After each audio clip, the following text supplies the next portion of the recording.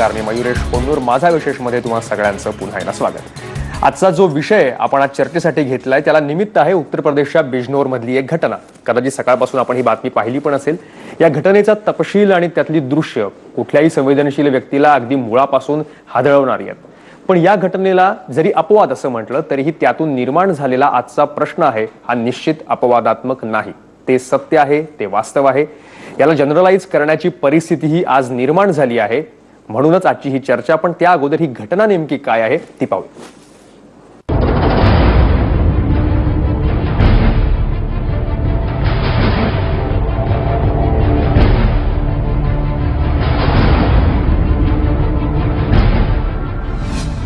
माणसात किती क्रौर्य ठासून भरलंय हे दाखवणारी ही दृश्य आहेत उत्तर प्रदेशच्या बिजनौरची.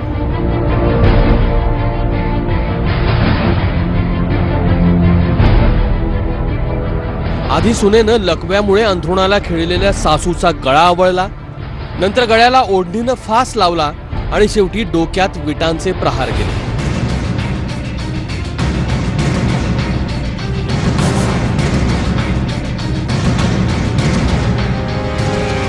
सुदैवाने राजराणी बचावल्या, ज्यांच्यावर आता उपचार सुरू आहे. उसने मेरे सिर पैर कमर में धनाधन बरसा डाले. लड़ाई किस बात को लेकर हुई? कोई मेरे से झगड़ा नहीं था, ना कोई मुझसे बोल चाल. मैं तो किसी के बीच में नहीं बोलती. मैं तो जो मुझे 10 गाली भी देती है तो उसका पलट के जवाब नहीं दिया मैंने कभी.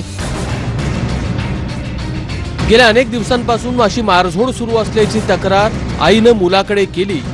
मग मुलानं घरात सीसीटीव्ही बसवला आणि अखेर हे सारं कॅमेऱ्यात कैद झालं.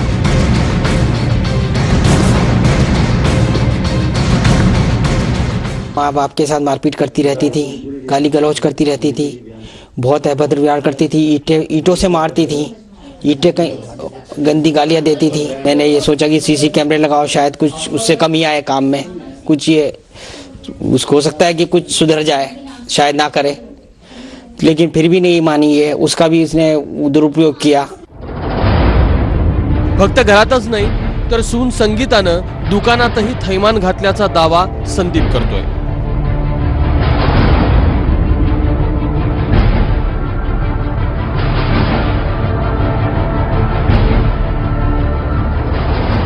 आई आणि मुलगा दोघेही संगीताच्या या वर्तनानं थक्क आहेत. पण सुनेनं हा सगळा प्रकार बनाव असल्याचा दावा केलाय. नंदू ने घोलता हुआ पानी फेंक कर मारा और मेरे भाइयों को धमकी दी, अभी मुकदमा उसे जिंदगी भर खत्म करूंगी, अगर तुझे भी घर से बाहर निकाल लूंगी. और बहन जायदाद की प्यासी थी, मुझे घर से निकाल दिया, मैं मिट्टी में सोई. सास को मारा क्या आपको? नहीं, उसने मुझे धमकी दी है. नहीं, आपने सास को मारा है सीसीटीवी फुटेज में आपके साथ? नहीं, वो तो नकली बना के इसलिए दिखा रही हैं क्योंकि मुझे बदनाम करना चाह रही हैं. सीसीटीव्ही सारखा धडधडीत पुरावा समोर असल्यानं पोलिसांनी तातडीनं संगीताला अटक केली आहे. तहरीर के आधार पर हम लोग के द्वारा 307, 504 आईपीसी का अभियोग पंजीकृत कर लिया गया और इसमें जो अभियुक्ता है उसको गिरफ्तार कर लिया गया. ये करीब 1.5-2 साल से चल रहा है. पुलिस के द्वारा पूर्व में भी निरोधात्मक कार्रवाई की गई थी और ये क्लिपिंग देखने के बाद से और इसमें जो है काफ़ी चीज़ें क्लिपिंग में अपने आप से मौजूद हैं जो स्वतः स्थिति स्पष्ट करती हैं. तो इसमें हम कठोर कार्रवाई कर रहे हैं. जो भी वैधानिक है, जो सुसंगत कार्रवाई उसको हम कर रहे हैं. घटनेच्या 2च दिवस आधी संगीतानं पती संदीपवर घरगुती हिंसाचाराचे आरोप करून तुरुंगात धाडलं होतं. पण सीसीटीव्हीच्या माध्यमातून सुनेचा हा अत्याचार जगासमोर आला. 498A के तहत देखा गया है कि जो बहू के परिवार वाले होते हैं वो इतना डरते हैं कि उनके ऊपर कहीं दहेज का आरोप ना लगा दिया जाए, इसलिए जो बेटा होता है या माँ होती है वो बहू के सामने घुटने टेक देते हैं. पुलिस को भी एक ये अच्छा पैसे कमाई का साधन दिख जाता है, तो इसलिए वो ना भी केस बनता हुआ हो तो भी 498A लगा देते हैं. इन्हीं सब की वजह से इस तरह के कांड हो रहे हैं कि बहुएं बेखौफ सास को, बीमार सास को इस तरह पीट रही है. गेल्या काही काळापासून घरगुती हिंसाचार विरोधी कायद्याचा फायदा फक्त सुनांनाच होतो. घरातल्या असहाय्य वृद्धांना नेहमी आरोपीच्या पिंजऱ्यातच उभं केलं जातं. शिवाय या कायद्याचा गैरवापरही केल्याचे प्रकार वाढतायत. त्यामुळे या कायद्यात सुधारणेची अपेक्षा आहे. कारण प्रत्येक ठिकाणी सीसीटीव्ही असेलच असं नाही. ब्युरो रिपोर्ट, एबीपी माझा, बिजनौर.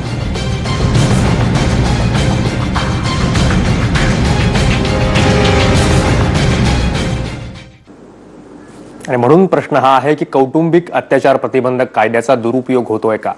आपल्याकडे पुरुषसत्ताक समाजामध्ये पुरुषांनी स्त्रीवर केलेल्या किंवा स्त्रीच्या केलेल्या शोषणाचा इतिहास मोठा आहे. तो कोणीही नाकारू शकणार नाही. त्याविरुद्ध दिला गेलेला लढाही तितकाच प्रदीर्घ आहे. त्या लढ्याचीच निष्पत्ती म्हणजे जेव्हा कायद्यानं प्रस्थापित नवसंस्कृतीचं आधुनिक राज्यात स्त्रीला समान दर्जा दिला गेला. अन्याय टाळण्यासाठी नवे कायदे तिच्या दिमतीला दिले गेले. ती प्रक्रिया ही प्रदीर्घ आहे, कायम सुरू असणारी आहे. आणि या प्रक्रियेतच आता कायद्याच्या दुरुपयोगाचा अडसर निर्माण झालाय. त्याविषयी आता खुलेपणानं बोललंही जात आहे. स्त्री पुरुषांविरुद्ध या कायद्याचा सूड भावनेनं वापर करते आहे का? अगोदर 498A आणि या कलमानं किती कुटुंब उद्ध्वस्त झाली ते आपण पाहिलं होतं. कित्येक पुरुषांनी त्यांच्या कुटुंबियांनी आत्महत्या करण्याच्या घटनाही घडल्या होत्या. शेवटी सर्वोच्च न्यायालयाला त्याच्यामध्ये हस्तक्षेप करावा लागला आणि त्यानंतर मग 2006 मध्ये हा कौटुंबिक अत्याचार प्रतिबंधक कायदा आला. त्याबद्दलही तक्रारी येत आहेत. या कायद्यांची आवश्यकता कोणीही नाकारत नाही, त्याची गरज आहेच. पण त्याचा दुरुपयोग जो कोणी करतो आहे त्याला कोणी हरकत का घेत नाही हा प्रश्न आहे. कायद्याची सहानुभूती स्त्रीलाच का, ही पुरुषांची ओरड कितपत योग्य आहे हा सुद्धा आजचा आपला प्रश्न आहे. आणि म्हणून या दोन्ही बाजू आपण तपासून बघणार आहोत. आपल्याकडे या विषयावर बोलण्यासाठी असणार आहेत सामाजिक कार्यकर्ता मेधा सोमय्या, या दिल्लीहून आपल्यासोबत असणार आहेत. त्याचबरोबर स्टुडिओमध्ये माझ्यासोबत आहेत ॲडव्होकेट निर्मला सामंत प्रभावळकर, ज्या माजी महिला आयोगाच्या सदस्या पण राहिलेल्या आहेत. महिला हक्क विषयीच्या कार्यकर्त्या ॲडव्होकेट रमा सरोदे आपल्यासोबत काही वेळात असणार आहेत. त्याचबरोबर मेन्स राईट असोसिएशनचे अध्यक्ष महेश शिंदे पुण्याहून आपल्यासोबत असणार आहेत. कायदेविषयक अभ्यासक ॲडव्होकेट अमित कारखानीसही आपल्यासोबत असणार आहेत. त्यांना अशा प्रकारच्या केसेसचा अनुभव आहे. आणि त्याचबरोबर पत्नी पीडित संघटना अशी एक संघटना आहे, त्याचे भारत फुलारे हे औरंगाबादहूनही आपल्यासोबत असणार आहेत. सुरुवातीला मी जातो निर्मलाताईंकडे. निर्मलाताई, ही आजची घटना आपण पाहिलीत, ही दृश्यही आपण बघितलीत. त्या दृश्यांना त्या स्त्रीच्या डोक्यामध्ये काय होतं, तिची प्रवृत्ती, तिचा पिंड काय आहे, हे एक वेळ आपण अपवादात्मक मानू की हे काही सगळीकडे घडत नाही. पण महत्वाची गोष्ट त्यातला तपशील एक असा आहे की तिनं, त्या सुनेनं अगोदर काही दिवसांपूर्वी हा जो डोमेस्टिक व्हायलन्स ऍक्ट आहे त्याच्या अंतर्गत या सासूवर आणि आपल्या पतीवर गुन्हा दाखल केला होता. त्यांना अटक झाली होती, त्यांना तुरुंगवास भोगावा लागला होता. त्यानंतर ते परत आले आणि मग सीसीटीव्ही फुटेजमध्ये सगळं प्रकरण उघडकीला आलं. हा दुसरा भाग जो आहे हा मला जास्त महत्वाचा वाटतो की ज्या वेळेस ज्या स्त्रीला तो कायदा वास्तविक मदतीला धावून यायला पाहिजे होता, तिनं त्याचा असा उपयोग केला आणि आपल्या पतीला आणि सासूला तुरुंगात धाडलं. तर हा गैरवापर, आपण जरी महिला आयोगाच्या सदस्य असल्या, आपण त्यांच्या बाजूनच बोलणार असता आणि आम्ही सगळेजण आपला समाज महिलांच्या सशक्तीकरणाच्या बाजूने, पण याला आपण काय म्हणायचं? आता जो CCTV फुटेजमध्ये जे आपण पाहिलं ते अत्यंत अभद्र, अमानुष आहे. आणि अशा प्रकारच्या स्त्रिया ज्या कायद्याचा दुरुपयोग करतात, आणखीन खोट्या तक्रारी करतात, आणि त्यामुळे ज्या स्त्रियांवर खरोखरच अन्याय होतो आणि ज्याच्यामुळे कायदा बनवावा लागला त्याच्या प्रश्नचिन्ह उपस्थित होणं साहजिक आहे. आणि त्यामुळे अशा ज्या स्त्रिया आहेत ज्यांनी दुरुपयोग केलेला आहे, तिथे कायद्याचा वापर करून या अशा प्रकारच्या स्त्रियांना जास्तीत जास्त शिक्षा व्हावी असं एक माझं एक स्त्री म्हणून पण मत आहे. कारण जिथे व्हायलन्स असतो आणि जिथे अन्याय आणि अत्याचार होतो ते स्त्री आणि पुरुष असं काही नसतं. व्हायलन्स कोणीच कोणावर करू नये असं कायदा म्हणतो. आणि ज्याला कायदा होतो त्याच्या पाठीमागे कुठली तरी एक पार्श्वभूमी असते. आणि महिलांवर होणारा जो कौटुंबिक हिंसाचार आणि अत्याचार आहे याचं काही प्रमाण वाढलेलं दिसलं आणि म्हणूनच पार्लमेंटमध्ये कायदा बदलला गेला. परंतु कायदा चांगला असला तरी त्याचे दुरुपयोग करणारी जर माणसं चुकीची असतील तर त्यांच्यावर कारवाई झालीच पाहिजे. तुम्ही आता सुरुवातीला म्हणालात की कायद्यासमोर स्त्री आणि पुरुष हे दोघंही समान असतात. पण किमान हे जे कायदे आता येत आहेत, विशेषतः कौटुंबिक किंवा त्यानंतर अगोदर हुंडा विरोधी आले, त्यानंतर स्त्रीचं डोमेस्टिक व्हायलन्स हे जे कायदे आले, कुटुंबातल्या अत्याचाराचे, इथं पुरुष समाजाची तर विशेषतः ओरड आहे. आता संघटना पण आहेत, त्या संघटनाचे प्रतिनिधी आपल्यासोबत आहेत, ते बोलतीलच. पण त्यांचं म्हणणं आहे की इथं हे जे कायदे आहेत हे बिलकुल स्त्री पुरुष समानता मानत नाहीत. इथं अक्षरशः सूड भावनेनं बदला घेतला जातो आणि त्याच्यामुळे ब्लॅकमेलिंगचं एक सर्किट तयार होतं, पुरुषांना ब्लॅकमेल केलं जातं आणि याच्यामध्ये अक्षरशः पुरुषांच्या आहुत्या पडतात, इथपर्यंत ते म्हणत गेलेत. आपल्याला हे पटतं का?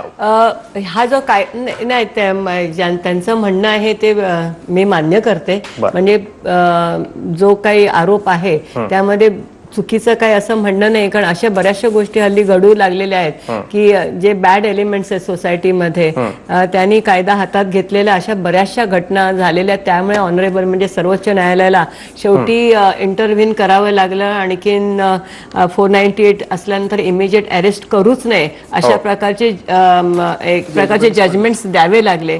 असं होतं की आपल्याकडे ह्याच्या पाठची जर पार्श्वभूमी बघितली का हुंड्यापायी, म्हणजे आपल्या समाजामध्ये पॅट्रियार्कल सोसायटी असल्या दिल्यामुळे म्हणजे जर मॅरिड स्त्रिया बघितल्या तर हुंडा देणं हे खूप गरजेचं झाले सर्टन प्रवृत्तीमुळे जी ऍक्च्युली बेकायदा आहे आणि तो न दिल्यामुळे स्त्रीचा होणारा मृत्यू, संशयाचा मृत्यू, तिला जाळून मारणं, विषय हे ह्या गोष्टींचा जो एक आलेख पुष्कळ वाढला आणि पार्लमेंटनी जवळजवळ 1983च्या काळात त्याची दखल घेतली आणि तो सिरियस ऑफेन्सेस आणि हुंड्यापायी स्त्रियाचं होणारा मानसिक शारीरिक छळ किंवा इमोशनल असेल, परंतु त्यानंतर मग शेवटी हा कायदा स्त्रियांना, मॅरिड स्त्रियांना का म्हणून सर्वसामान्य स्त्रीला पण ऍप्लिकेबल केला गेला. पण अनफॉर्च्युनेटली ही गोष्ट मान्य करावी लागेल की ज्या एलिमेंट्सनी, ज्या स्त्रियांनी त्याचा फायदा घ्यायला पाहिजे अशा कमी स्त्रिया पुढे येतात की समाजामध्ये काय होईल, नाव खराब होईल.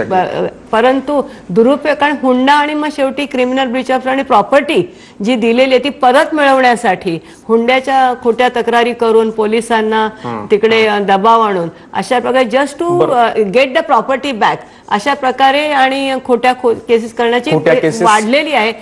परंतु त्याच्याशी आपल्याला कायद्याला आपण दोष देऊ शकत नाही. ज्या व्यक्ती आहेत तो ह्या कायद्याचं, ज्या व्यक्ती, ज्या प्रवृत्ती दुरुपयोग करतात आणि पोलीस त्यांना बळी पडतात, त्या इम्प्लिमेंटेशन मध्ये आपल्याला दखल घेणं खूप गरजेचं आहे. अर्थात. आणि तुम्ही जो इतिहास जो सांगितलात की आपल्याकडे हुंडाविरोधी, हुंड्याच्या कशा गोष्टी होत्या, स्त्रीवर कसे अत्याचार होत होते, हा सगळा इतिहास जो अघोरी इतिहास आहे तो कोणीच नाकारत नाही. पण प्रश्न होतो की तो दुरुस्त करण्यासाठी त्या सगळ्या ज्या जुन्या गोष्टी आहेत, परंपरेच्या नावाखाली ज्या आपल्याकडे चालत आल्या, त्या मुळापासून उखडून करण्यासाठी आपण कायदे आणले. पण त्या कायद्याचा दुरुपयोग होतो आहे का? आपण जाऊयात मेधा सोमय्यांकडे, दिल्लीला जाऊयात. मेधाजी, आता निर्मलाताई जसं म्हणाल्या की कायदा हा बरोबर आहे पण त्याचा दुरुपयोग होतो आहे, निव्वळ तसं थांबून कायद्यामध्ये ज्या आवश्यक दुरुस्ती आहे ती करण्यापासून आपण लांब पळतोत का? आपल्याला कायद्यामध्ये पण काही चुका आहेत असं म्हणायची आता गरज आली आहे का, की निव्वळ वाईट प्रवृत्तीची माणसं त्याचा दुरुपयोग करतायत असं म्हणून आपण थांबायचं आहे?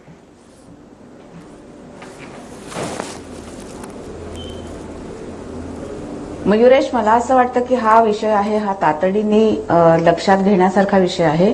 कारण आता ज्या आपण सीसीटीव्ही वरती जे पाहिलं आणि त्याच्या आधीच्या ज्या काही गोष्टी होत्या, या सगळ्या गोष्टींमध्ये आपल्याला हे एक लक्षात येतं की कायद्याविषयीची सजगता ही वाढलेली आहे, कमीत कमी त्या कुटुंबामध्ये तरी वाढलेली आहे. परंतु त्या कायद्यात ज्या वेळेला एखादी गोष्ट कळते त्याच वेळेला आपल्या माणसाच्या स्वभावानुसार त्याची वाईट किंवा चांगली अशा दोन्ही गोष्टींचा फायदा घेण्याची प्रवृत्ती सुद्धा ही वाढलेली असते. आता कोणी चांगल्या पद्धतीने त्याचा फायदा होऊ शकतो कुणाला, तर कोणी वाईट पद्धतीने विकृतपणाने तो फायदा घेतो. त्या बाईची एकंदरीत परिस्थिती बघता ती विकृतीपर्यंत पोहोचलेली आहे हे तर दृष्टीस पडतच आहे. परंतु तुम्ही आधी जे म्हणलात ते जनरलायझेशन करण्याची वेळ आली आहे का, कायद्याचा दुरुपयोग होतो आहे, तर त्याला माझं स्वतःचं स्पष्ट मत असं आहे की नाही. कारण की कायद्याप्रमाणेच आपण त्याच्या बरोबरचे जे बाकीचे जे कंगोरे आहेत त्याच्याकडे आपण पूर्णतः दुर्लक्ष करतोय. सर्वात पहिला कंगोरा असा आहे की मुलीला दान म्हणून दिलेला आहे. सगळ्यात पहिल्यांदा ही जी आपली प्रथा आहे ती बंद केली पाहिजे. बरोबर, मुलगी ही दान देण्याची वस्तूच नाहीये. आणि त्याच्यासाठी आपण जे समसमान अशा प्रकारचं लग्न हे एक आणि दुसऱ्या व्यक्ती किंवा एक कुटुंब आणि दुसऱ्या कुटुंबाने केलेला, एक दुसऱ्यांशी केलेला, आपण म्हणतो तसं एक समजूतदारपणे केलेला एक करार आहे. मी करार हा शब्द चुकीचा वापरते याची मला पूर्णतः जाणीव आहे. परंतु एका गोष्टीमध्ये आपण लक्ष ठेवलं पाहिजे की एका दोघांनी केलेली ती बांधिलकी आहे. दुसरी गोष्ट म्हणजे अशी त्याच्यामध्ये मला असं वाटतं की महिला किंवा पुरुष या दोघांना भयंकर भीती वाटते की मेधाताईंशी बोलतोय, आपला काही संपर्क तुटलाय तांत्रिक कारणामुळे. पण त्या जसं म्हणत होत्या की आपल्याकडे केसेस ते आता रिपोर्ट झालेल्या आहेत कायद्यामुळे, त्याच्यामुळे वाढलेले आहेत हे जरी म्हणत असलं तरी एक मात्र गोष्ट त्याच्यामध्ये आहे. लॅन्सेट हे एक महत्वाचं मॅगझिन आहे. आता त्याच्याविषयी माहिती घेताना पण समजलं, ही आकडेवारी समजली की त्यांचं असं म्हणणं आहे की भारतासारखा एक आवाढव्य देश असून सुद्धा डोमेस्टिक व्हायलन्सच्या केसेस ज्या आहेत या अमेरिकेमध्ये जास्त रिपोर्ट झालेल्या पाहायला मिळतात. तुलनेनं भारतातली आकडेवारी त्यांनी 2012ची दिली आहे ती तुलनेनं भारतातली कमी आहे. पण याचा अर्थ असा होत नाही की भारतामध्ये होत नाहीत. भारतामध्ये या केसेस रिपोर्ट होत नाहीत. जरी कायदा सगळीकडे पसरलेल्या असल्या, त्या दुरुपयोगाच्या केसेस जास्त पुढे येत आहेत, पण तरी सुद्धा ज्या केसेस यायला पाहिजेत त्या रिपोर्ट होत नाहीयेत, हेही तितकंच महत्वाचं आहे. मेधाताई, आपण काही बोलत होता?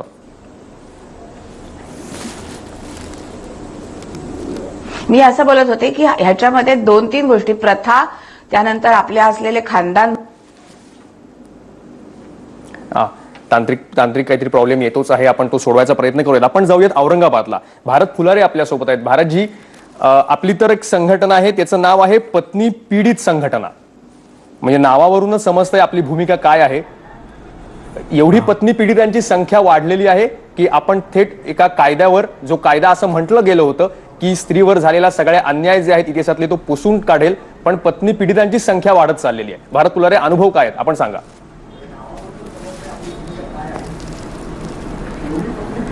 पत्नी पीडितांची संख्या आज अशी आहे का त्यांच्यावर अत्याचार जर झाला तर इमिजिएट ते महिला तक्रार निवारण केंद्रामध्ये जाऊन आपली व्यथा मांडू शकते. परंतु पुरुषांना तसा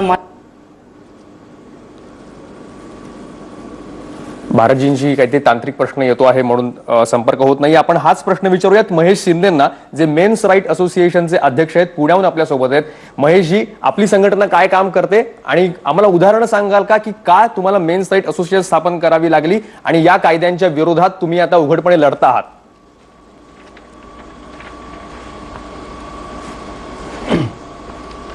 बेसिकली आम्ही पुण्यामध्ये संघटना उभा करण्यामागचं कारणच हे होतं की कायदा हा पूर्णपणे आज स्त्रीसाठी बनवलेला गेलाय, पुरुषांसाठी हा बनवलेलाच नाहीये. तुम्ही कायद्यासमोर म्हणता की स्त्री पुरुष समान आहेत, मला कुठलाही सांगा की एक कायदा आहे की तो पुरुषांसाठी फेवर करतो. ओके, तर पहिला आमचा पर्पज हाच होता की जे काय आहे आज कायद्याचा मिसयूज होऊन स्त्रियांकडून पुरुष आणि पुरुषांच्या फॅमिलीला त्रास दिला जातो, त्यासाठी आम्ही पर्टिक्युलर काम करायला आम्ही उभे आहोत. किंवा त्या लोकांना पहिला मॉरल सपोर्ट लागतो, मॉरल सपोर्ट आणि बस जे काही असेल बाकीची लिगल सपोर्ट. आमचा पर्पज संघटना स्थापन करण्यामागचा हाच उद्देश होता की या लोकांना पहिला सपोर्ट करणं. काय काय काय होतं आम्हाला उदाहरणं सांगा ना, उदाहरणं सांगा. काय असं नेमकं होतं, कुठल्या केसेस अशा घडल्यात की एवढं तुम्हाला टोकाचं पाऊल उचलावं लागलं? हेल्पलाईन चालते पुण्यामध्ये, महाराष्ट्रामध्ये आमची एक हेल्पलाईन चालते, ऑल ओव्हर इंडियामध्ये सुद्धा हेल्पलाईन चालते. हेल्पलाईनवर येणारे कॉल असतील ना, दिवसभरात कमीत कमी एका हेल्पलाईन नंबरवर कमीत कमी 20 ते 25 कॉल असतात की त्यामध्ये पुरुषांना त्यांच्या बायकोकडून किती टॉर्चर केलं जातं, किती तिला धमकी दिली जातात की बायको त्याला सारखी धमकी देते की मी तुझ्यावर 498 टाकेल, तुझ्यावर डीव्ही टाकेल, मी तुला तुरुंगात ठेवेल, तुझ्या आईला तुरुंगात ठेवेल, मी तुझ्या वडिलांना तुरुंगात ठेवेल. मला लिटरली आज सांगावं असं वाटतं, खरोखर कॅमेऱ्यासमोर खूप जळजळीत सत्य ऐकावं लागेल तुम्हाला. मी पर्सनली मला कॉल आलेले थे. ह्या केसेसमध्ये मॅक्सिमम ठिकाणी जेव्हा केस फाईल होते त्यावेळेस सासऱ्यावर तर मॉलेस्टेशनचे आणि बलात्काराचे चार्जेस लावतातच या मुली, पण माझ्याकडे रिसेंटली मागच्या 3 महिन्यात 3 कॉल आहेत की त्यामध्ये बाबा तुला आई का सोडवत नाही, तुला आई बरोबर काय राहायचंय, कारण तुझे आणि तुझ्या आईचे अनैतिक संबंध आहेत म्हणून तुम्हाला लोकांना एकत्र राहायचंय, असे जळजळीत आरोप केले गेले आहेत की असे इतक्या टोकाच्या भूमिकाचे आरोप केले जातात पुरुषांवर आणि त्यांच्या फॅमिलीवर. त्यांची काय असेल अवस्था? आज ती बाई जेव्हा घरात बसलेली आहे त्या बाईला एवढं टॉर्चर केलं जाते, ती कोणाला बोलणार? जर तुम्ही ज्युडिशरी सिस्टीम समोर गेलात, पोलिसांसमोर गेलात किंवा तिथे त्यांना काहीच वाचायचं नाही. पहिला विचारला होता की अरे तुम्ही हसतात तुमच्याकडे बघून बाबा की अरे काय तुमची सून तुम्हाला त्रास देते का म्हणे, काय रे बाई तुला तुझी बायको त्रास देते का म्हणे. आज त्यांचं एवढं मेंटल टॉर्चर होतंय, ते आमच्याकडे एवढं रडत येतात. मी बघतोय प्रत्येक रविवारी आमच्याकडे 10 लोक येतात असे रडत असतात समोर, एवढ्या डिप्रेशनमध्ये गेले असतात. आजही तुम्ही बघा, काही दिवसापूर्वी 2 महिन्यापूर्वी घडलेली केस आहे. दीपक चौधरी सारखा माणूस पिंपरीमध्ये आत्महत्या करतोय. आत्महत्या केली त्याने त्याच्या बहिणीच्या फ्लॅटमध्ये जाऊन आत्महत्या केली. सुसाईड नोट लिहिले क्लिअर कट की मी माझ्या बायकोच्या आणि सासरकडच्या लोकांना कंटाळून आत्महत्या करतोय. तरी सुद्धा आज स्टील डेट त्या बाईला अरेस्ट नाहीये. म्हणजे आज तुम्ही म्हणतोय कायदा आहे, पण कुठे कायदा आहे सांगा ना मला. हेच समजा एखाद्या बाईच्या बाबतीत घडलं असतं काय झालं असतं? अशी भरपूर उदाहरणं आहेत. प्रत्येक 6 मिनिटाला एक विवाहित पुरुष आत्महत्या करतोय आज भारतामध्ये. आज मागच्या वर्षी 89,000 विवाहित पुरुषांनी आत्महत्या केलेल्या आहेत, त्याच्या अगेन्स्ट 42,000. मला असं म्हणायचं नाहीये की तिकडे आकडा कमी तिकडे जास्त आहे, आपल्याला दोन्ही कमी करायचंय. मला महत्वाचं आहे हेच सांगायचं आहे की ही ऑर्गनायझेशन स्थापन करण्यामागचा आमचा उद्देश सगळ्यात महत्वाचा हाच होता की पुरुषांना एक मेंटल सपोर्ट देणं, त्यांच्या फॅमिलीला मेंटल सपोर्ट देणं. मेधाताई आता महेशजींनी सांगितलं यांची सुरुवात आपण अजूनही त्यांच्याकडनं ऐकणार आहोत, पण त्यांची ही सुरुवातीची ही तळमळ, हे जे बोलणं जे आहे हे म्हणजे जनरलाइज जरी करायचं नाही झालं तरी 89,000 विवाहित पुरुषांच्या आत्महत्या त्या प्रत्येक कुठल्या कारणामुळे माहित नाही, पण त्यातल्या आपण समजूयात की बहुतांश या असल्या कारणांमुळे झाल्या असतील किंवा त्याच्यापेक्षा निम्म्या झाल्या असतील, पण तरी हा मोठा आकडा आहे. कायद्यानं काय आपण मिळवलं या मेधाताई? नाही, कायद्याने काय मिळवलं हा एक महत्वाची गोष्ट तर आहेच, परंतु त्याच्यामध्ये महिलांच्या किती आत्महत्या झाल्या तेही त्याचाही विचार करण्याची गरज आहेच ना. की विवाहित महिलांनी किती आत्महत्या केल्या आणि किती महिलांना त्याला सामोरं जावं लागलं. मला एक काशीबाई कानेटकरांनी ज्यावेळेला पंडिता रमाबाईंनी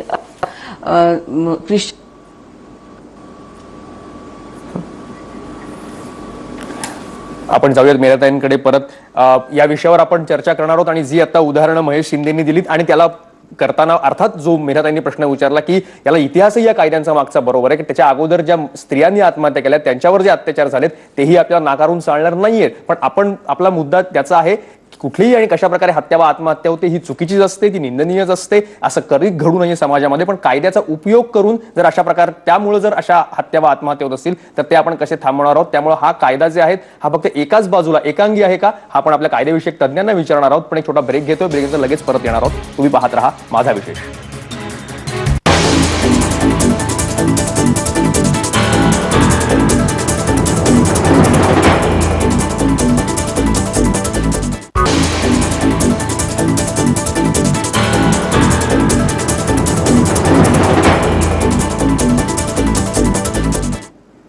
बेटनरचं आपलं पुन्हा एकदा स्वागत आणि आपण चर्चा करतोय कौटुंबिक अत्याचार प्रतिबंधक कायदा जो आहे या आणि अशा प्रकारचे कायदे जे आहेत जे स्त्रीवरच्या अन्याय दूर करण्यासाठी बनवले गेलेत त्याचा दुरुपयोग होतोय का आणि पुरुष हे त्याचे बळी ठरतायत का हे कितपत योग्य आहे. आपण जाणार आहोत आता ॲडव्होकेट अमित कारखानीस यांच्याकडे.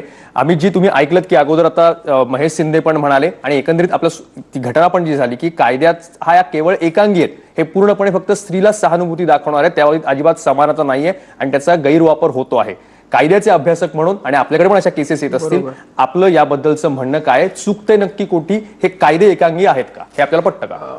आपण एकाच प्रश्नात बरेच सब प्रश्न पण विचारलेत मला, त्याच्यामुळे जरा थोडं पेशंटली मला ऐकून घ्यावं ही नम्र विनंती. पहिली गोष्ट म्हणजे की कुठे ना कुठेतरी याचा दुरुपयोग होतोय ही गोष्ट खरी आहे, पण तो ह्या स्केलवर होतोय जसं काही संघटना म्हणतायत ते मला पटत नाही. कारण काय अजूनही या समाजामध्ये जेंडर इक्वॅलिटी नाही आहे.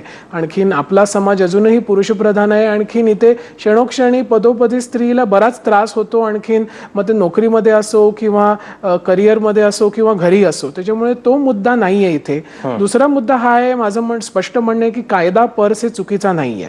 हा जो कायदा बनवला गेलेला आहे याच्या मागे एक इतिहास आहे. आणखीन ह्याला जबाबदार कोण, या इतिहासाला जबाबदार कोण? मग आपला समाज.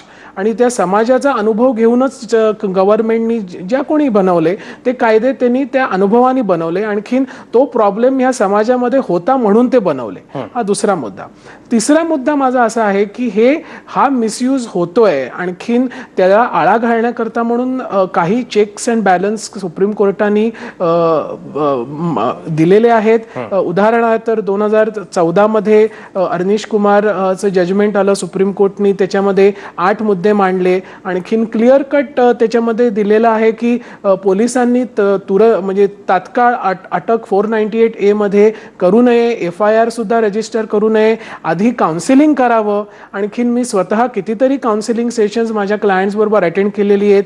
मुंबईमध्ये या जजमेंट्सच्या कॉपीज मी स्वतः काही पोलीस स्टेशन्सना जाऊन दिलेल्या आहेत. आणखीन या अनिश कुमारच्या जजमेंटमध्ये सुप्रीम कोर्टाने एक पाऊल पुढे जाऊन हेही म्हटलेलं आहे की 7 वर्ष शिक्षा असलेला कुठचाही गुन्हा असेल तो इमिजिएटली रजिस्टर न करता त्याची शहानिशा करून मगच त्याच्यामध्ये अटक करावी. आता एवढा सगळा चेक अँड बॅलन्स असताना सुद्धा जर का पोलीस अटक करत असतील, आणखीन ऍप्लिकेशन ऑफ माइंड जो म्हणतो आपण कायद्यामध्ये की कुठच्याही गोष्टी पोलिसांनी इन्व्हेस्टिगेशन करणे म्हणजे काय, पोलिसांनी अटक करा असं कुठचाही कायदा म्हणत नाही. पोलीस जाऊन अटक करतात. तर ते का करतात हे खरं पोलिसांना प्रश्न विचारण्याची गरज आहे. सुप्रीम कोर्टाचे क्लिअर गाईडलाईन्स असून सुद्धा ते करतात. तुमच्यामध्ये चूक कोणाचं की जो त्या कायद्याचा आधार घेऊन तक्रार दाखल करतात पोलीस जे गाईडलाईन सर्वोच्च न्यायालयाच्या पाळत नाही ते पोलीस चुकीचे आहेत? माझ्या मते ह्याच्यामध्ये इम्प्लिमेंट करणाऱ्याची तितकीच चूक आहे जितका गैरवापर करणाऱ्याची आहे. जर का पोलिसांना दिसून येत असेल की एखादी स्त्री त्या कायद्याचा चुकीचा वापर करते तर पोलिसांनी त्या कायद्यामध्ये ती कंप्लेंट रजिस्टर करू नये. त्यांना पूर्ण तक्रार रिजेक्ट करायची पण पॉवर आहे. असं कुठेही म्हटलेलं नाहीये की प्रत्येक तक्रार आली की डोळे झाकून त्याच्यामध्ये कारवाई करावी. अमितजी, तुम्ही म्हणता ते बरोबर आहे. सुप्रीम कोर्टाने गाईडलाईन्स दिल्या, त्यानंतर पोलिसांना त्या नवीन दिला की 498 चा कसा गैरवापर करू नये, कसा अटक करू नये. पण अगोदर त्या गाईडलाईन्स येण्या अगोदर 498 मुळे काय काय गोष्टी घडल्या, किती कुटुंब उद्ध्वस्त झाली, किती ठिकाणी चुकीच्या गोष्टी गेल्या, किती प्रतिष्ठित कुटुंब याच्यामध्ये अक्षरशः म्हणजे होत्याची नव्हती झाली, हे काही आपण नाकारू शकत नाही. याच्याविषयी वकिलांनी, याच्याविषयी पोलिसांनी, कायद्याच्या जाणकारांनी किती लिहिलं, किती बोललं, एका प्रकारची चळवळ मोठा वाद उभा राहिला देशभरामध्ये. याच्यामध्ये मी असं स्पष्ट म्हणजे कायद्याच्या कलमाचा गैरवापर केला गेला म्हणूनच सुप्रीम कोर्टाने जजमेंट दिलं ही गोष्ट मान्य आहे मला. मी असं अजिबात म्हणत नाहीये सुप्रीम कोर्टाला इंटरव्ह्यू करण्याची, असं अजिबात म्हणत नाहीये की कायद्याचा दुरुपयोग होत नाहीये. माझं एवढंच म्हणणं आहे की ज्या स्केलनी किंवा जे प्रपोर्शन आपल्याला असं वाटतंय की आहे तसं नाहीये. आणि मला असं स्पष्ट वाटतंय की इथे कुठेतरी थोडं एक्झॅजरेशन होत आहे. आपल्याकडे एक्झॅक्ट आकडेवारी नाहीये. आणखीन जर का तुम्ही आकडेवारी मांडली तर आपण आकडेवारीच्या आधारावर बोललं पाहिजे की ह्या डोमेस्टिक व्हायलन्सच्या केसेसमध्ये किती केसेस चुकीच्या आहेत आणि किती केसेस जेन्युइन आहेत याची आकडेवारी आपल्याला समोर आणणं फार गरजेचं आहे. माझं तुमचं म्हणणं की एक्झॅजरेशन होतं, मला वाटतं की याच्यामध्ये थोडी अतिशयोक्ती आहे, प्रॉब्लेम आहे, पण तो ह्या स्केलवर नाहीये की ज्या स्केलवर आता आपण चर्चा करतोय. मला असं स्पष्ट वाटतं की सुशिक्षित स्त्रियांनी पण या कायद्याचा दुरुपयोग केलेला आहे. माझ्या बघण्यातच याची 4 उदाहरणं आहेत. मी अजिबात असं म्हणणार नाही की ह्याच्यामध्ये दुरुपयोग होत नाही. महेशजी आपल्याला असं वाटतं का, आपण सुरुवातीला खूप अनेक वेगळ्या प्रकारच्या एक्झाम्पल्स दिली, उदाहरणं दिलीत, आकडे दिलेत, पण हा थोडा अतिशयोक्त विषय आहे, आपण खूप एक्झॅजरेशन करतो, हा इतका मोठा प्रश्न नाहीये असं कारखानिसांचं म्हणणं आहे. याच्या इम्प्लिमेंटेशन मध्ये प्रॉब्लेम होतोय. महेशजी,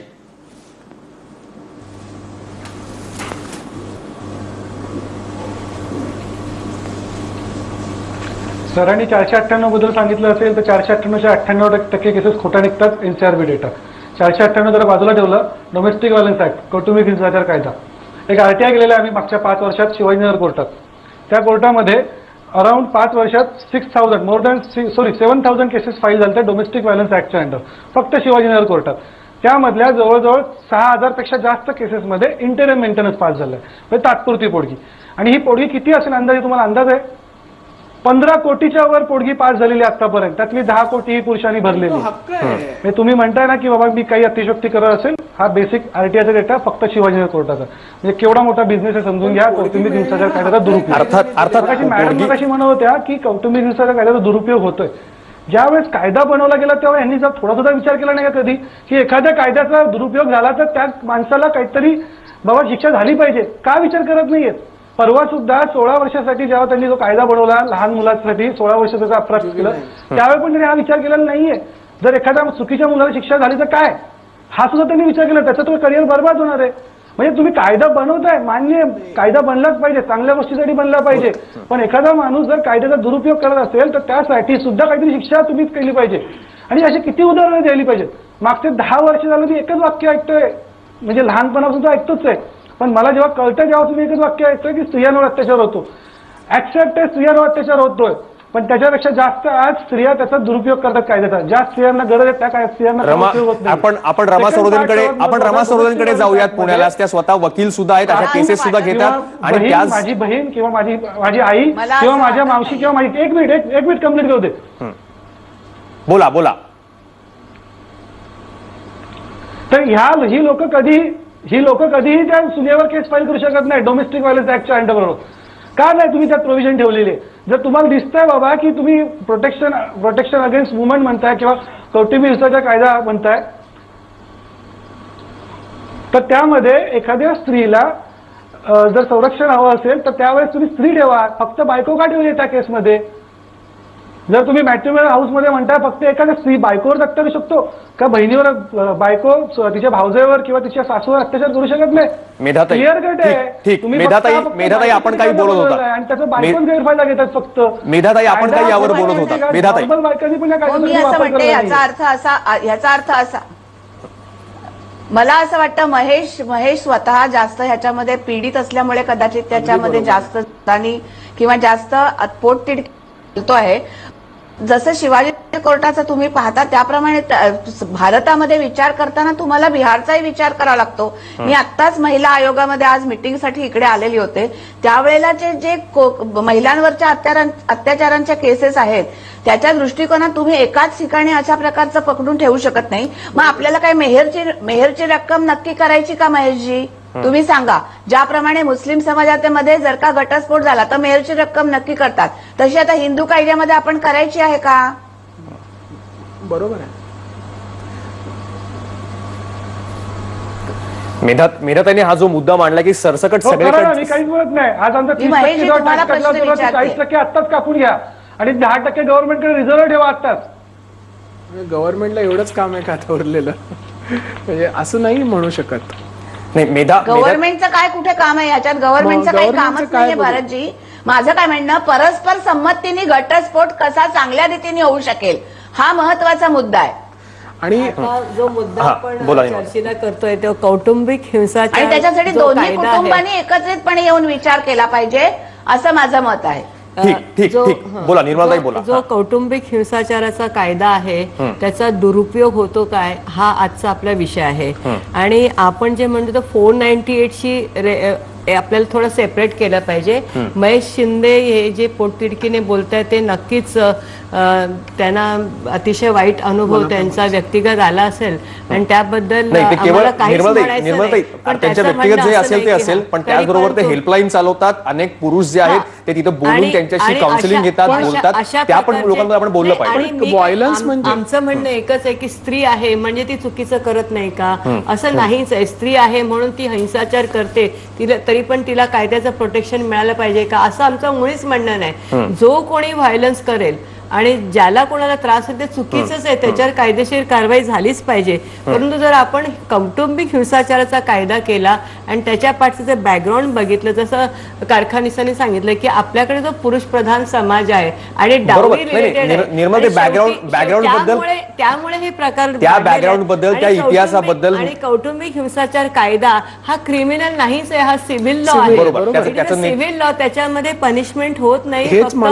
फक्त 5 प्रकारच्या ऑर्डर्स आहेत ते कोर्ट देऊ शकतो. त्या मुलाला मुली समजा मुलं घेतली असेल ताब्यात तर कस्टडी ऑफ चाइल्ड आहे, इमोशनल ऑर्डर्स आहेत, फायनान्शियल ऑर्डर्स आहेत, पोटगी मिळायच्या ऑर्डर्स आहेत आणि ह्या खूप चांगल्या ऑर्डर्स आहेत आणि मॅजिस्ट्रेट ते चांगल्या प्रकारे बघून एक प्रकारचा रिलीफ मिळणाऱ्या ऑर्डर्स आहेत. ठीक आहे. याच्यावर कायद्याचा भूमिका आणि कायद्याचा अनुभव काय आहे आपण रमाताईंना विचारणार, पण त्याबद्दल भारत फुलारेंना काही विचारायचं. ते मगाचपासून हात वर करतायत. भारतजी बोला. मला हे म्हणायचं आहे की आपण जे म्हणतोय का पुरुष प्रधान संस्कृती आपली आहे, परंतु आता हे पुरुष प्रधान संस्कृती फक्त नावापुरती राहिली आहे. आज हे दिसताना तर असं दिसत आहे की महिला प्रधान संस्कृती झालेली आहे. कारण पुरुषावर जे अत्याचार आपण बघतोय का सगळीकडून जे होतं का महिला अत्याचार, एखाद्या महिलेवर अत्याचार झाला तर त्याचं सगळं उदो करताना आपल्याला दिसतात. परंतु जेव्हा पुरुषावर अत्याचार होतं त्यावेळेस कोणीही त्याच्याकडे लक्ष देत नाही. पुरुषावर अत्याचार झाल्यानंतर जर संघटनांनी, म्हणून आम्ही एक काय केलेलं आहे का औरंगाबाद मध्ये जर बघितलं तर आतापर्यंत 1 एप्रिल 8 ते 15 या कालावधीत 1939 लोकांनी आत्महत्या केलेल्या आहे. त्याच्या तुलनेत महिलांच्या 527 आहे. मला पण हे म्हणायचं नाही का या कमी आहे, ही बाब अगदी वाखाणण्यालायक आहे का महिलांच्या आत्महत्या कमी झाल्या, ह्याच पुरुषांच्या देखील व्हावा अशीच आमची अपेक्षा आहे. म्हणून आम्ही आता हे प्रयत्न करतोय, वारंवार आंदोलन हे त्याच्यासाठीच झटतोय. दर आम्ही आणखी एक काम करतो का दर महिन्याच्या 15 महिन्यातून 2 वेळेस आम्ही पत्नी पीडित पुरुषांना एकत्रित करतो आणि त्यांच्या व्यथा जाणून, कारण त्यांना कसं असतं त्यांचं ऐकून घेणारं कोणी नाहीये.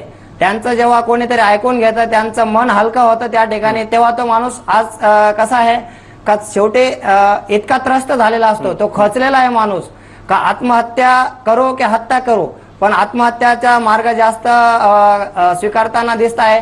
एकतर आमच्याकडे आता एक ठोंबरे म्हणून माणूस होता, त्याने तर आता कमिशनरकडे एक पत्र लिहिलेलं आहे का मला आत्मदहन म्हणजे आत्महत्या या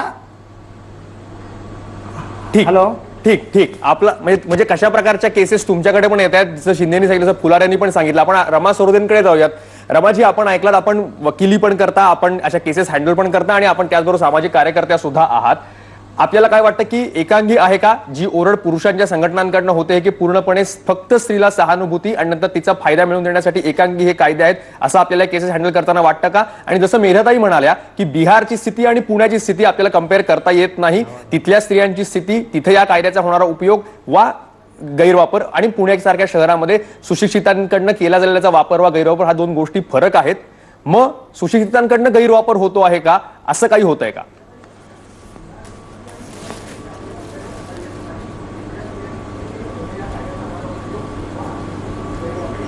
नाही, मला बिलकुलच वाटत नाही की ह्याचा गैरवापर होतोय, कारण का आपल्याला थोडंसं पार्श्वभूमी काय आहे, हा कायदा का पारित झाला किंवा स्त्रियांबद्दलचा वेगळा विचार आपल्याला का करावा लागतो, मला वाटतं ह्याची पार्श्वभूमी आपल्याला थोडी समजून घेतली पाहिजे. संयुक्त राष्ट्रांनी पण हे म्हटलेलं आहे की महिला ज्या आहेत त्या वल्नरेबल आणि डिसएडव्हान्टेज ग्रुप्स मध्ये येतात. त्याच्याबद्दलचे सिडॉ सारखे करारनामे भारतने स्वीकारलेले आहेत. आणि त्यामुळे जेव्हा एखाद्या हिंसेचे प्रकार मॅन्युप्युलेटिव्ह पद्धतीने वेगवेगळ्या पद्धतीने आता बदलत चाललेले आहेत, ते वाढत चाललेले आहेत, तर त्यावेळेला त्याच्याबद्दलचा वेगळा विचार करावा लागतो. मुळातच 498 चा फार वापर होत नव्हता, स्त्रियांना ऍक्सेस नव्हता, पोलीस स्टेशन मध्ये जाणं इतकं सोपं नव्हतं, त्या बेघर होत होत्या क्रिमिनल केस झाल्यानंतर, फॅमिलीज क्रिमिनलाइज होत होत्या आणि म्हणूनच 2005चा सिव्हिल कायदा आला ज्याच्यामुळे फॅमिलीज क्रिमिनलाइज होणार नाही. मला वाटतं बेसिकली आपण चुका करतो ती हिंसाच समजून घेत नाही, कारण का जो विक्टिमचा पर्स्पेक्टिव्ह आहे, जो तो दृष्टिकोन त्या स्त्रीला का ती हिंसा वाटतेय हे जे समजून घेणं आहे तेच मुळात आपण मला वाटतं समजून घेत नाही. तो तिच्या पर्स्पेक्टिव्हनीच आपण समजून घेतला पाहिजे, त्याला ऑब्जेक्टिव्हिटी आणून आपल्याला चालणार नाही. हे लोक जे आकडे देतात ते इतके फसवे आहेत. म्हणजे आता ते भरतजींनी म्हटलं की आत्महत्या पुरुषांची इतकी झाली, तुम्ही बायफर्केट करू शकता का ते आत्महत्याचं कारण काय होतं? शेतकरी पण आत्महत्या करतायत, ते काही कौटुंबिक हिंसाचारामुळे आत्महत्या करतायत का? त्यांची कारणं वेगळी आहेत, त्यांच्यावरती असलेले प्रेशर्स वेगळे आहेत. त्यामुळे फक्त पुरुषांनी किती आत्महत्या केल्या आणि स्त्रियांनी किती आत्महत्या केल्या ह्याच्यावरनं स्त्रिया सगळ्या कायद्याचा गैरवापर करतायत असं काही होत नाही. आता इथे पोटगीचा उल्लेख केला गेला. आता मुळातच आपण हे स्वीकारलेलं आहे, म्हणजे तुम्ही कुठलेही पहा की मुलीला कितीतरी करिअरमध्ये बॅकफुटिंग घ्यावी लागते. मूल जन्माला आलं की आईला आई म्हणून बॅकफुटिंग घ्यावे लागते, पुरुषांना नाही घ्यावं लागत. मग अशा वेळेला जेव्हा हिंसा होतो तेव्हा तिने जर कायद्यात पोटगीची तरतूद आहे तर त्याचा तिने वापर केला आणि पोटगी मागितली तर त्यात चूक काय झाली? रमाताई याच्यामध्ये चूक काही नाहीये किंवा तशा प्रकारची व्यवस्था जी न्यायालयाने कायद्याने करण्यात आलेली आहे, पोटगी सारख्या गोष्टी असतील किंवा अन्य कुठल्याही गोष्टी, चूक काही नाही, ती यंत्रणा करण्यात आली आहे. आता इथं असं होतं आहे की ती जी यंत्रणा तयार केली आहे कायद्याने आपण, त्याचा गैरवापर होतोय. पोटगीसाठी असेल, बाकीच्या सगळ्या मिळणाऱ्या गोष्टींसाठी असेल किंवा मग त्यातून प्रॉपर्टीमध्ये काही हक्क मिळणार असतील तर त्याचा गैरवापर केला जातो, ब्लॅकमेलिंग केलं जातं, त्याच्यासाठी कायद्याचा गैरवापर केला जातो. ही जी उदाहरणं ते देत आहेत ती बरोबर आहेत का? ती आपल्याला पटतात का? ते पोटगीला विरोध करत नाहीयेत, पण जो गैरवापर होतोय त्याला ते विरोध करतायत, त्यांचा त्याचा आक्षेप आहे. त्याच्याकरता नाही, मला वाटतं की त्यांना बोलू दे एक मिनिट. हो, पण रमाताई बोला. मला असं वाटतं की कुठलाही कायदा एखादी कुठली तरी केस घेऊन असं आपण पाहू शकत नाही. जनरल सिच्युएशन काय आहे हे पाहावं लागतं आणि अनेक ठिकाणी स्त्रियांची परिस्थिती जी आहे ती अतिशय वाईट आहे. त्यांना ज्या प्रकारची हिंसा सहन करावी लागते, मला वाटतं त्याच्याबद्दलचा विचार केला पाहिजे. फक्त शहरी भागात पुण्यातली काय स्थिती आहे ह्याच्यावरनं कुठलाही कायदा होत नसतो आणि त्यामुळे गैरवापर होतो. हे बोलणं खूप सोपं आहे, पण त्या बाईला काय सहन करावं लागतं ह्याच्याबद्दल समजून घेणं, मला वाटतं आपण खूप त्याबद्दलही थोडी डिप्लोमॅसी पाळतो की माझ्या बहिणीला काही झालं, माझ्या आईला काही झालं की मी लगेच म्हणेन ती हिंसा आहे, पण बायकोला काही झालं तर मी ती हिंसा मानणार नाही. हे असं बायफर्केशन कशासाठी करायचं? ती स्त्री आहे, मग बहिणीला झालं काय, आईला झालं काय, किंवा बहिणीला झालं काय, किंवा बायकोला झालं काय, ती हिंसा आहे. हिंसेचा विरोध आपण केलाच पाहिजे. त्यामुळे मला नाही वाटत की त्याचा गैरवापर होतो आणि हिंसा बिलकुल हिंसेचा आहे, त्याचा विरोध व्हायला पाहिजे आणि तो आपण सगळेच करतो, असं त्यांनी कोणीच म्हणता येत नाही की हे कायदे नसायला पाहिजेत किंवा या कायद्यांमुळे अन्याय होतोय. विश्वास ठेवणार आहे का? ते शहानिशा करतात आणि त्याच्यानंतर ते पोटगी किती द्यायची हे सांगतात. तर त्यामुळे कोर्ट व्यवस्थेवरती आपल्याला विश्वास असला पाहिजे, कारण का पुराव्याच्या आधारावरती हे सगळं असतं. आपल्या मनाने आम्ही जी तुमच्याकडे येतो जे रमाताई पण म्हणतात की हिंसेला जो आहे तो आपण निषेध केला पाहिजे. ते कोणीच नाही म्हणत, कायदा नको असं कधीच कोणी म्हणत नाहीये, पण त्याच्यामध्ये जर काही चुका आल्या असतील, त्याच्यामधले जर खरंच गैरवापर होत असतील, त्यातल्या लूप होलचा कोणी फायदा घेत असेल, वेगळ्या प्रकारे इंटरप्रिट केला गेला असेल तर ते दुरुस्तीची आपल्याला गरज आहे किंवा नाही, इतकाच आजचा प्रश्न आहे. हिंसाच होत नाहीये असं म्हणणं कोणाचं राहणार नाही. एक छोटासा ब्रेक घेऊयात आणि ब्रेक नंतर जर याच्यामध्ये काही लूप होल असतील तर आपला पुढचा मार्ग कसा असेल या कायद्याच्या इम्प्लिमेंटेशनच्या बाबतीमध्ये तो आपण विचारणार आहोत. एक ब्रेक घेतोय, ब्रेक नंतर लगेच परत येतोय. तुम्ही पाहत राहा माझा विशेष.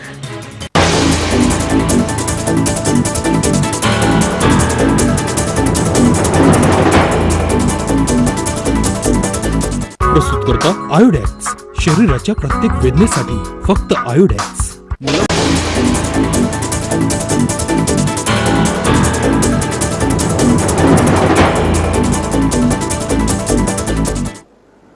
बेरेंद्र तुमचं पुन्हा एकदा स्वागत. कौटुंबिक हत्या हिंसाचार प्रतिबंधक कायदा जो आहे हा नक्की कोणाच्या बाजूचा आहे, स्त्रीच्या बाजूचा की केवळ पुरुषाला आहे, त्याला एका प्रकारे विक्टिमाइज, त्याला बळी करण्याचा हा सगळा कायदा आहे. आपण चर्चा करतो. पहिल्या दोन्ही सेगमेंटमध्ये आपण दोन्ही बाजू ऐकून घेतल्या, कोणाकोणाचं काय म्हणणं आहे.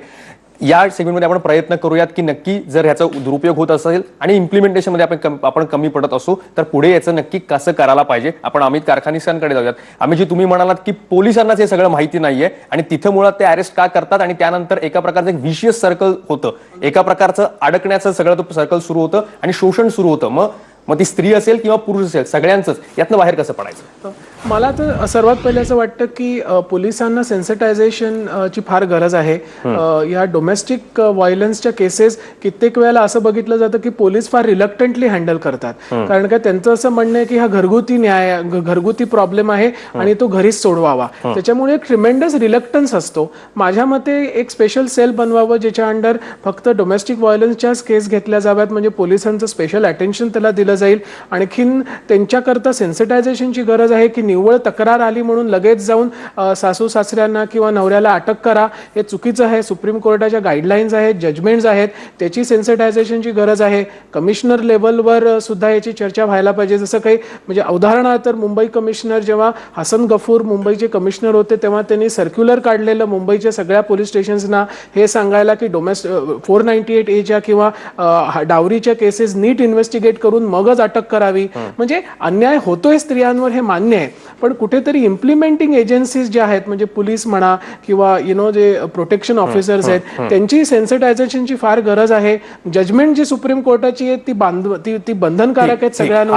हा झाला पोलिसांचा भाग, त्यांचं सेन्सिटायझेशन. जेव्हा या तिथं तक्रार घेऊन कोणी जातं त्यानंतर पुढे कसं व्हायला पाहिजे हा सगळ्यात महत्वाचा एक अडथळा आहे या कायद्याच्या इम्प्लिमेंटेशन मध्ये, असं कारखानीसांचं म्हणणं आहे. निर्मलाताई, आपलं म्हणणं काय? आपण सुरुवातीला मान्य केलं की हो, अशा प्रकारे काही जणांकडनं, निवडक लोकांकडनं का होईना, अशा प्रकारचा दुरुपयोग होतो आहे, तो कसा थांबवायला पाहिजे? एक म्हणजे दोन गोष्टी आपण थोड्याशा पटकन मी बोलते की बायफर्केट केल्या गेल्या पाहिजेत. की आजचा आपला जो विषय आहे तो कायद्याची सहानुभूती केवळ स्त्रीला आहे का आणि कौटुंबिक हिंसाचाराचा दुरुपयोग होतोय का?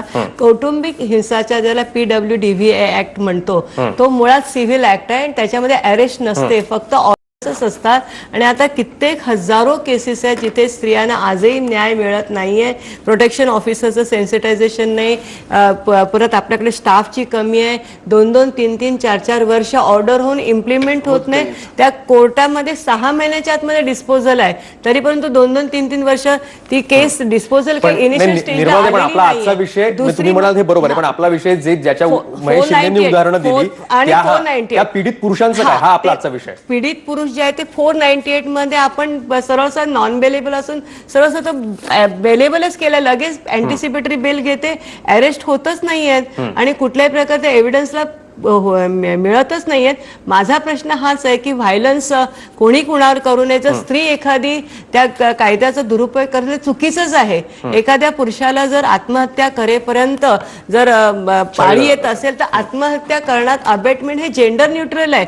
जरी स्त्रीने जरी अबेटमेंट केलं किंवा त्याला हे केलं तर even she is equally offender.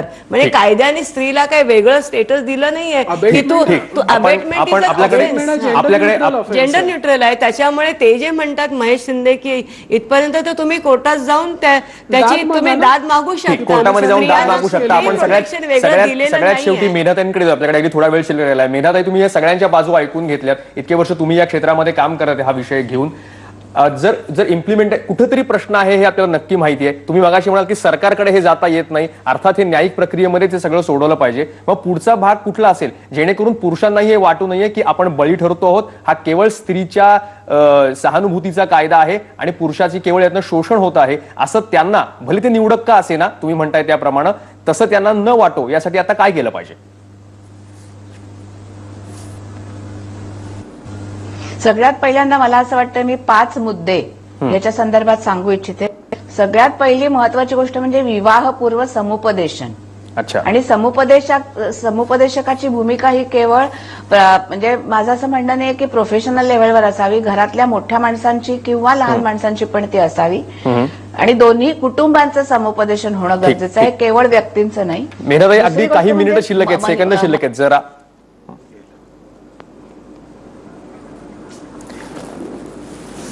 अधिकार मिळालेला आहे त्याची पूर्णतः म्हणजे इम्प्लिमेंटेशन झालं पाहिजे. आणि मला असं वाटतं कायद्यामध्ये जर का पहिल्यांदा बदल करायचा असेल तर ह्याची तपासणी केली पाहिजे की आधी समुपदेशन की आधी तक्रार. कारण समुपदेशनाने जर का प्रश्न सुटत असेल तर आता ज्याप्रमाणे कारखानेच आणि सरोदे किंवा निर्मलाताई म्हणाल्या त्याप्रमाणे कायद्याच्या प्रक्रियेच्या इम्प्लिमेंटेशन पर्यंत जायच्या आधी आपण कसं सगळं थांबवू शकतो हा आपल्या महत्वाचा मुद्दा मला असं वाटतं इथे बघितला पाहिजे. ठीक म्हणजे हा जो त्यांनी मुद्दा सांगितलंय मेधाताईंनी की कायद्याच्या इम्प्लिमेंटेशन जिथं पुढे सगळा प्रश्न तयार होतो आणि एका प्रकारचं काही विशेष सर्कल तयार होतं, अडकत लोक त्याच्यामध्ये जातात, त्या अगोदर समुपदेशनावर आपल्याला काही भर देता येईल का असं ते म्हणतायत. कदाचित आजच्या चर्चेतनं हा एक मुद्दा जो आहे याच्यावर आपल्याला सगळ्यांना विचार करायला हवा. आणि जे भले याचे ज्यांना पीडित म्हणत आहेत स्वतःला त्यांनी सुद्धा याच्यामध्ये विचार केला पाहिजे. अर्थात हिंसा कुठली असो, ती स्त्रीवर झालेली असो पुरुषावर झालो असो, आपण त्याचं कधीच समर्थन करू शकत नाही. पण जर कुठं ज्याचा उल्लेख महेश शिंदेंनी पण केला, अशा प्रकारच्या जर काही घटना असतील तर, आणि भले त्या निवडक असो जास्त असो, प्रत्येकाची आपली मतमतांतर असतील, पण त्या आहेत हे नाकारून चालणार नाही. आणि त्या दूर कशा करता येतील हेही आपण पाहिलं पाहिजे, जेणेकरून कोणालाच स्त्री वा पुरुषाला आपण पीडित आहोत, शोषित आहोत अशी भावना त्यांच्या मनात कुठेही राहिली गेली नाही पाहिजे. म्हणून हा जो आजचा विषय आहे की या कायद्याचा दुरुपयोग होतोय का, तो होत असेल किंवा नसेल, पण चर्चा पुढे कायम राहील. बहुतेक उत्तर न्यायिक प्रक्रियेमध्येच याचं सामावलेलं आहे. एक छोटासा इथंच थांबतो आहोत आपण. आपले सगळे जे मान्यवर आहेत याच्यामध्ये सहभागी झाले त्यांचे आभार मानतो. तुम्ही पाहत रहा एबीपी माझा.